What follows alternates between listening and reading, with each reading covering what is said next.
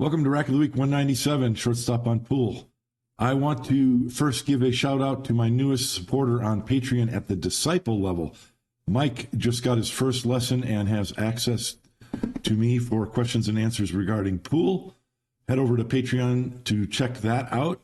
And as usual, I want to say thank you to all of my $7 a month or higher supporters on Patreon and YouTube. Mike, John, Christian, Rick, Tom, Brian, Chris, James, John, RJF, JNS, Richard, Indian Heathen, Michael, Richard, Charlie, Ken, Rainier, Fred, and Christopher. As usual, thank you very much. This week we're going to talk about Max Lechner at the 14-1 championship last month. I've mentioned that Max had an excellent tournament and he was in a position to win the tournament. He was the first person in the finals to score over 100 points, and he actually had two opportunities to close out the match and didn't get there. Unfortunate for Max, but he had a fantastic tournament. I think it's important to point out that we realize that if you win a tournament, that doesn't say anything about how well you played. If you take second, that doesn't mean you played badly. Max Lechner absolutely played well enough to win that tournament, and he's going to win tournaments, and he has. But what you need to be focused on is your performance. And if you take a look on the screen, on the top, there's the win-loss record of both players, Mario and Max. And as you see, during the round robin, Mario went 3-2, where Max went 4-1. They both ended up with a 7-2 record. So they won and lost the same number of matches, and yet Mario won the tournament because he came out ahead in the finals match. So winning is a nebulous thing. You want to be focused on your performance. If you look at the chart on the bottom, you see the score of every match that each of them played during the round robin. If you look at Mario, he's total scores, obviously they're going to be lower because he went 3-2, and so then he gave up more points to his opponent. So Max did better in the round robins. Look at the single elimination portion of the tournament. Even though Max went 4-1, he scored more points than Mario did during the single elimination part of the tournament, and he gave up fewer points. That's significant, and it really shows you Max played well enough to win this tournament as well. That's why we're going to take a look at Max Lechner today. Next week, we'll take a look at a rack from Mario, and then we'll look at my favorite straight pool player on Rack of the Week 199. And then Rack of the Week number 200 is going to be a review of all 200 Racks of the Weeks. And then we'll start off with number 201, doing something just a little bit different, but still maintaining the primary focus on straight pool. So let's get into this rack with Max Lechner. As you can see, this is a match that Max played versus Ralph Soke. This is the round robin part of the tournament. I chose this rack a couple of weeks ago right after I got back from the straight pool event. And so I don't remember exactly everything that happens here, but I remember this was a really difficult rack. I call it something for nothing because Max was just making the best of shallow opportunities all the way through. He's going to get his extension. As you can see, he's a pretty tall guy, not quite as tall as me, but he's got to stretch because that cue ball is way past the side pockets down at the third diamond. So he put on his extension. This is a shallow angle. I'm going to look for just a stun off the side of the rack and not blasting it too hard. There you go. Ooh. See, look at him, his expression. He's like, wow, how did the cue ball draw that far? You've seen me do that in my live streams as well. And I've mentioned before, I love seeing the pros make the same mistakes that I make. It makes me feel better. It shows you how difficult this game is.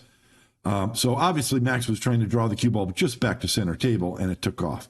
So in order to continue the run, he's got to make a difficult shot. He's got a shot on either the 8 and the 5. And I love what he's doing. You don't just bend down and shoot it. Walk the table. Go look. If you shoot the 8, what shot are you going to have next? If you shoot the 5, what shot are you going to have next? That tells you how hard you need to hit it. And just gives you some time to think about the shot and get calm in your mind to approach it. Now, I love how Max squares up to the shot. You can see him doing this here. I mentioned that in my live stream. And so he's committed to the 8 ball. If I remember right, he does not hit this softly. He gives it a nice, good pocket speed. Yeah, like that. So there wasn't a lot of control of the cue ball there. 99% of the focus is on pocketing that ball. That's the only way you're going to continue the run. You don't sacrifice pocketing the ball to get good position. So that was a great shot by Max. Now, as you can see, Yeah, I don't know what he's looking at there, studying something in the rack. It looks to me like the only shot he has is this 7 ball. So he's kind of looking at where's the cue ball going, or is he picking a combo out of the pack? Oh, it looks like that 1 ball goes.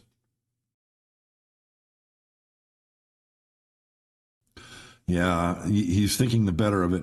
I can't quite tell what he's looking at. Does the 1 ball go, or does it carry him off this stripe in the corner? That'd be a real risky shot. I think he's got to do a similar thing to what he just did. Look how he's squaring up to the shot. I love that.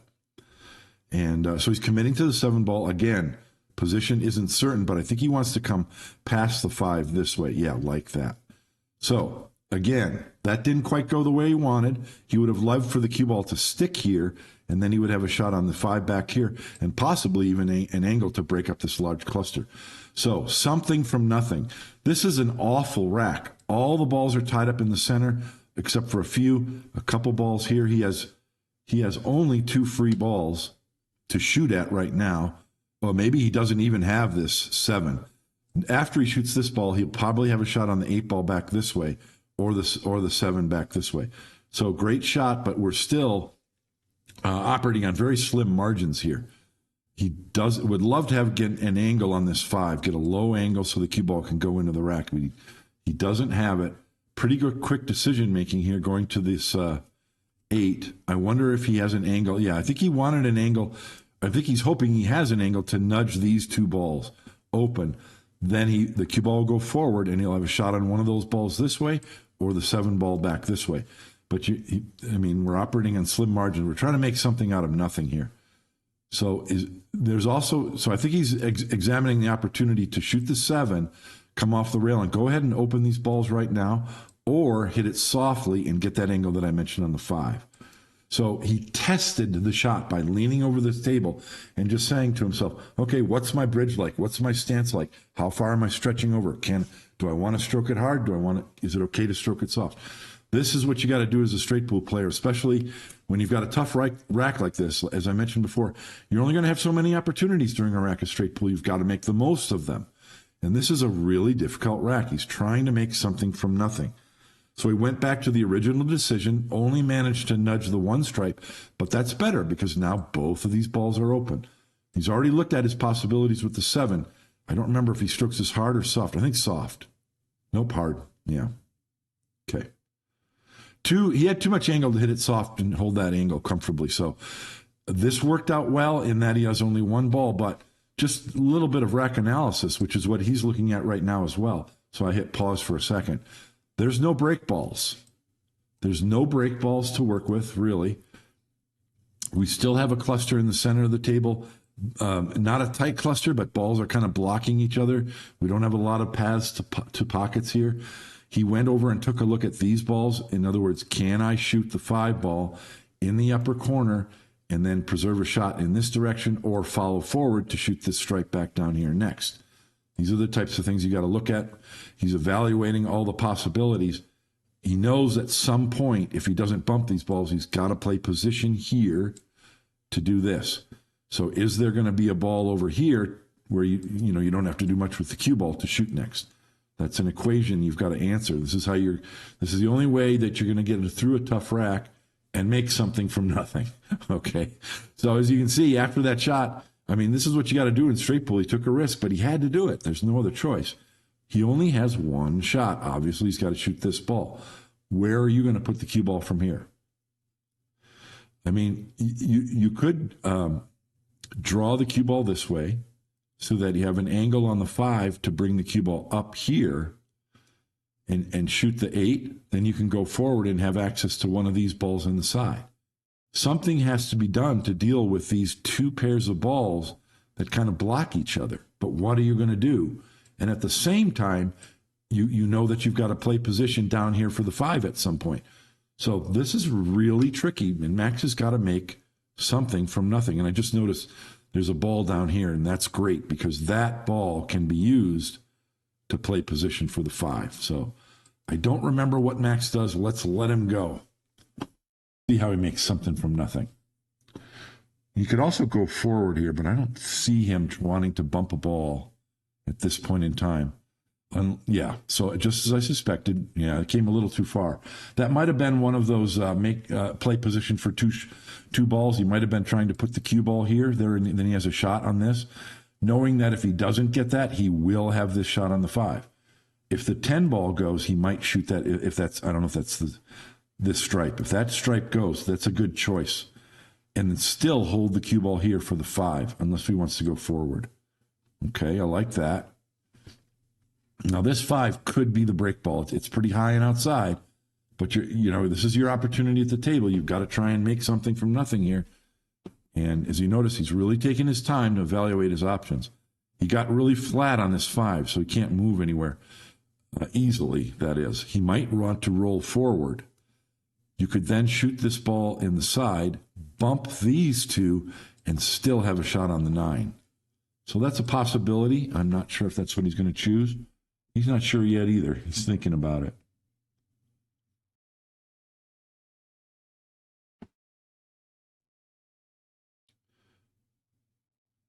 Wow, what a classy shot that was. I mean, that was a little bit of risk there, because he's trying to draw that back and spin out, but not a lot of spin. He didn't spin wide off that rail. But you have the danger of clipping this ball and really ending up in no man's land if you don't execute that well. Now, he executed it well, but he still got a bad angle. It would be better to have this angle to shoot the 15, or this angle to shoot this stripe. And then you could do something with these balls. So still, not much to work with here. Still making something from nothing. So position on this ball here, getting an angle. It's really about the only thing he could do. He's preserving this ball in case if he needs it. You might see him break the rack with the 9. I don't know. What are you going to do from here? So he's picking a spot right here for this 9 ball, probably 1 rail, but possibly 2. Then you have a shot on this stripe or the 5. Okay, 2 rails, and oh boy, that was too soft. Wow. Does he have a shot on the 9 from there? I don't think so. I'm not sure if that's what he was trying to do, or if he was trying to come all the way up here to shoot this solid, because if you get this angle on the solid, then I think both of these balls go in this pocket. That would have been preferable as from what I can see. But he gave himself a chance. He's still got a shot on this 5. It looks like he wants to come over here. Yeah, like that. Now you can shoot this stripe, or this ball on the side, either have an angle to bump this ball or have an angle to go this way and then shoot that ball that way. Then you can just slide up here and you're on the 9 ball as a break shot. I mean, there was multiple ways to run this depending on exactly where the cue ball went. I think the key here, if you notice how much time Max took to walk around and evaluate his options. He had very few options, but he had choices at different points in the rack. Now, did he get the right angle? It doesn't look like he has the right angle. Oh, maybe he does, to slide up here. So I love this. Walk around to this end of the table and pick a specific point where you want that cue ball. And it looks to me like he pretty much got the angle that he wanted. And this is a shallow angle, but that's okay. In other words, a back cut angle over here would be more powerful. But with this object ball, the break ball above the rack, it's easy to miss the rack if you have too much angle. So you need a shallow angle here. And you're just trying to clip the top balls, probably go to the side rail and off. I do remember what happens on this break shot, though. I think Max chooses to hit it softly. And maybe he's a little bit afraid, because remember, on the opening break shot of this rack, his cue ball ended up here on the top rail. And if you hit this shot too hard, your cue ball can hit here. It's going to pick up left spin, contact-induced spin, and it could spin all the way up table if you're not careful. So it can be a little bit disconcerting when you're trying to evaluate how. This is Max is measuring the 90-degree tangent line. I talk about that in my live stream as well. And Chris Sherrier chimes in as well and teaches me something about that. I would actually be tempted to use a high ball here. And, oh, wow, that's what he did, but he hit it too soft. I remember that.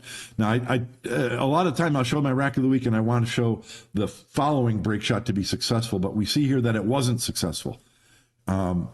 He hit it a little bit too soft. I think you have an opportunity to hit that harder, even if you use a high ball, because the cue ball can come off the top balls to the side rail, and if you have high ball, it can go down. And if you're hitting it with a lot more force, you're going to get a lot more action, and that might have been a better opportunity. But what would you do here? This is similar to a rack that I talked about, I think, in my live stream, where I had an opportunity to bank a ball or play safe, or to play safe. So Max has an opportunity to use this ball. He's going to shoot this stripe this way and play safe. You don't want to just leave the cue ball here, because your opponent does have an opportunity to bank this ball on the side. So when you play safe here, if you choose to play safe, you've got to get the cue ball nudged right in between these two balls, hidden behind the edges of those balls, so your opponent doesn't have a safety option or a shot of that type. Oh, and he chose a different option. Okay, I'll hit pause. The option that I mentioned would put the cue ball here and leave a ball in the open here. The thing that's nice about that is you have an open ball to this pocket, and you have an open ball to this pocket. And from here, where's your opponent going to put the cue ball? They can skim either of these balls. They could skim this stripe and put the cue ball up here, or they could skim this ball and go this way, but they're going to leave you a shot either way. That's what makes that a good safety. But in either case, against a good player, you're liable to be attempting one of these shots from frozen to the head rail. For that reason, if I was the opponent, I would be looking to shoot the 13 and try and get the cue ball as close to the pocket as I could, because then they can't see this ball. Well, they might be able to see it past these two. Maybe you'd want to leave the cue ball right here. Then they can't see this ball past this cluster. And then they have only a back cut on this ball. Max chose a safety that gave no shot at all, and a safety battle ensues from here. Also a great selection. If you have the opportunity, go sign up for digitalpool.com and watch Max Lechner's matches. This is just one rack out of the 1,200 or so points that he scored during, or it would have been closer to 1,700 points that he scored during the entire tournament. Great player to watch. We're going to take a look at Mario next week. I hope you enjoyed this rack. Thank you for watching. If you're going to play straight pool, play it straight, and I will see you next week on Rack of the Week. Bye.